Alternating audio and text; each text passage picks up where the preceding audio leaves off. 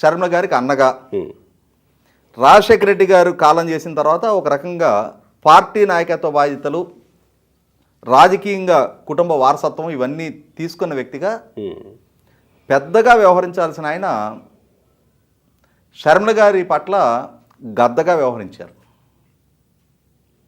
శర్మ గారిని లిటరల్గా ఆమె ఆ పార్టీకి కానీ జగన్మోహన్ రెడ్డి గారికి కానీ చేసిన కంట్రిబ్యూషన్ పరంగా చూసుకున్నప్పుడు జగన్మోహన్ రెడ్డి గారు రిటర్న్ ఇచ్చింది ఏంటంటే అవమానాలు, ఆవేదన, అన్యాయం మిగిల్చాడు. ఇది శర్మ గారు సమయం సందర్భం కోసం వేచి చూసింది.